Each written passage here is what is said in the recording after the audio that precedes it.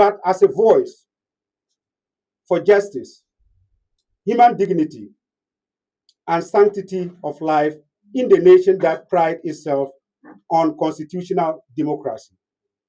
What we disclose here is one of the most chilling violations of the fundamental human rights in recent Ghanaian history. The confirmed extrajudicial killing of Abdul Aziz Idris, known as Balus, a 33 years old citizen of Ghana and Boku, while in custody of the Ghana Police Service, which is very unfortunate. This is not an isolated incident of the police misconduct. It is the culmination of a calculated pattern of abuse where state institutions are being weaponized by certain ethnic aligned figures within the current NDC government to target, persecute, and eliminate members of the Mamprusi community and their allies in the protected chieftaincy, Boku chieftaincy conflict. I'm going to give you chronology of events from public arrest to secret execution. 17th of February 2006, Abdul Aziz Idris was arrested alongside two siblings in the suburb of Bolgatanga in the Upper East region. The Ghana Police Service issued a widely publicized statement hailing the arrest as a major breakthrough into the investigation into the fatal attack on a police officer, which is very unfortunate. Like I said, the police are our friend. We need to rely on them. At Karmenga, a Karmenga barrier on 29 December 2005, where General Constable Seth Opong Damwa was killed and two others injured. Aziz was explicitly described as being in the police custody, assisting investigation. On the 18th of February 2006, his two siblings were granted bail, while Aziz was reportedly transferred to the National Police Headquarters in Accra. Immediate aftermath of that, the family engaged the services of a prominent human rights lawyer known as Martin Kwebu. For law students, you know who Martin Kwebu is. He stands for human rights. To represent him, the lawyer delegated members of his chambers accompanied by Aziz's family to the CID headquarters and the National Bureau of Investigation, the BNI, and the National Security, all of which categorically denied holding the said suspect. Formal request ignored by who? By the police service. Aziz's lawyer then submitted a formal letter to the Inspector General of Police, that's the IGP, demanding access to his client. No response was received from the IGP nor the Director General CID. A reminder and the meeting was done. After a reminder, the IGP convened a meeting with Aziz's lawyer. In that meeting, the IGP disclosed, verbally and without documentation, that Abdulaziz Idris had been shot dead by the police, which is very shameful. We don't want to experience such a thing. Ongoing impunity. More than a week later, the IGP has failed to deliver on promises to provide a formal written response. No official statement has been issued to the family, the lawyer, or the public. No autopsy report has been released. No inquest has been announced. The body has not been handed over for burial, which is against dictates of Islamic rituals.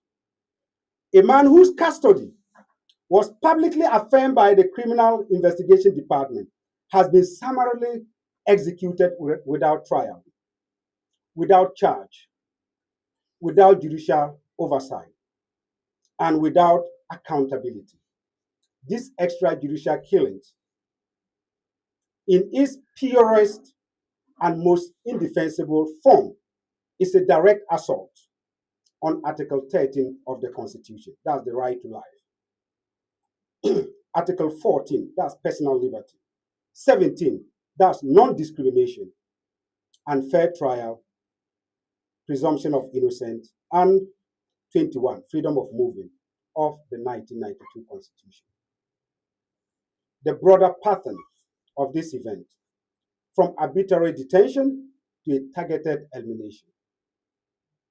The tragic murder of Abdulaziz Idris feeds into systematic and escalating pattern of targeted persecution against Mamprusis in the Boko conflict zone since since January 2026. More than 7 Mamprusis have been arrested for expressing themselves on the unjustified and unlawful arrest of Boko Naba, Alhaji Seidu Abagre. All were eventually released, which is a clear admission that the detention were unjustified.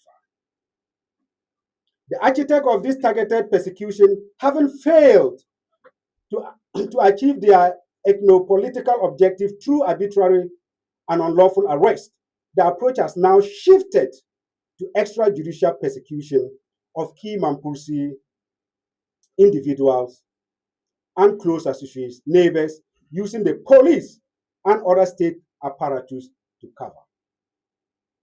Credible community report and intelligence points to a deliberate agenda orchestrated by influential Kusasi-aligned politicians and national security operatives within John Mahama-led administration, both in Accra and in Upper East region.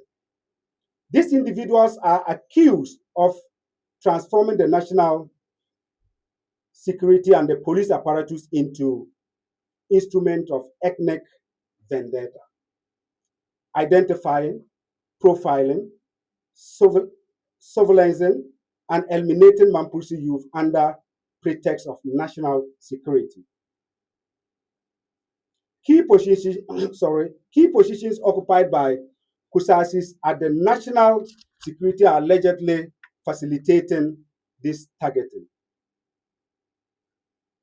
turning what will be impartial state prosecution into mechanism of ethnic score settling and cleansing of Mamprusis in the Boko traditional area.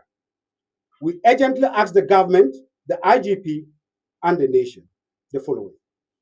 What heinous crime did Abdulaziz Idris commit that denied him even the basic due process afforded to serial murderer, such as Sharif Abdullah alias Christos? Some of you are familiar with that case, who confessed to slaughtering 22 innocent people, yet receive a full trial.